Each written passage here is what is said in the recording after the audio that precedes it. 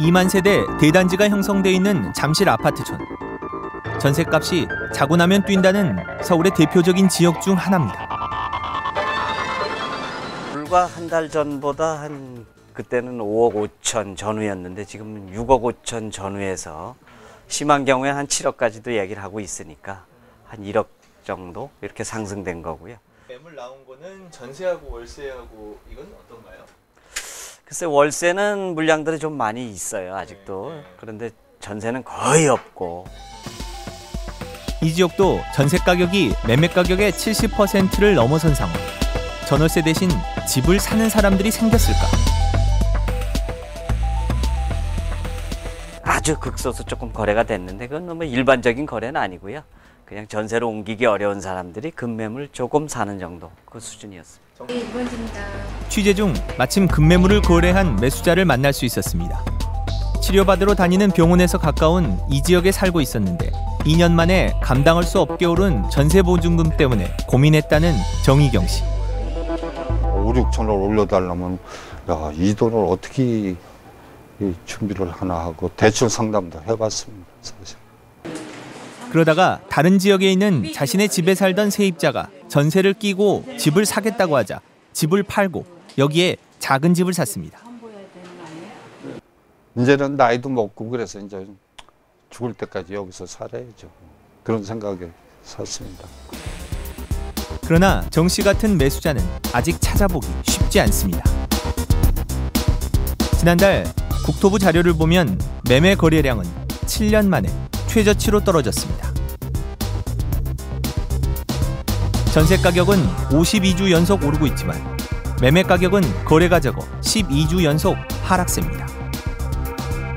과연 주택 실수요자들은 어떤 생각일까? 다음 주 이사를 앞두고 미리 짐을 싸고 있는 조모 씨. 조 씨는 집주인이 전세 보증금을 올리겠다고 하자 이사를 결정했습니다. 이게 한 150 또는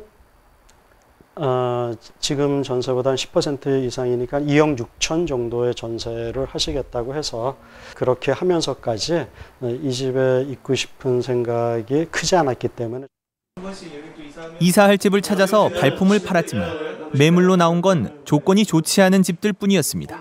나머지는 포장 이사가 다 알아서 하는데 속으로 굉장히 화가 나는 거예요. 이런 집은 이만한 그 전세금 내가 줘서는 안 되는 집인데 왜 당연히 이런 집도 달라고 하는가 이런 생각들 때문에 좀 화가 났었죠. 여윳돈이 있어 집을 살까 하는 생각도 했지만 한 가지 이유 때문에 그냥 보증금에 일부 월세를 내는 집으로 결정했습니다. 지금 이 가격에서는 사고 싶지 않다, 사지 않겠다. 저는 거품이 있다라고 확실하게 저는 믿고 있습니다. 현장 21이 집주인과 세입자를 구별해 전국 성인 800명을 대상으로 실시한 여론조사에서도 조 씨처럼 응답한 세입자들이 많았습니다. 전셋값이 급등했지만 올해 안에 집을 사겠다는 응답은 8%에 불과했습니다. 향후 집값에 대해선 집주인이나 세입자 모두 별 차이가 없을 것이란 응답이 가장 많았습니다. 다만 집주인은 더 오를 것이란 응답이, 세입자는 더 떨어질 것이란 응답이 그 뒤를 이었습니다. 향후 전셋값에 대해선 집주인은 57.4%가 앞으로 더 오를 것이라고 답한 반면 세입자들은 69.3%나 전셋값이 더 오를 것이라고 응답했습니다.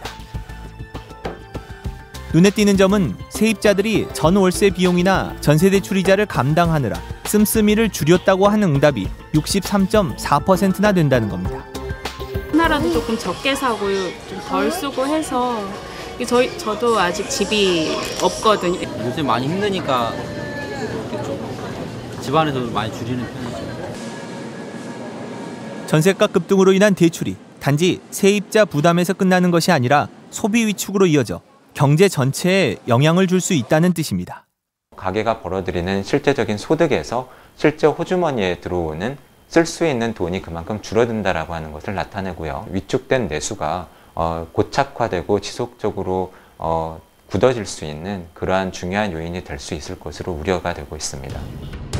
실제 한국은행은 요즘처럼 전세 가격이 10% 뛰면 민간 소비가 단기적으로 3.7% 줄어든다고 분석했습니다. 뿐만 아니라 전셋값이 오르면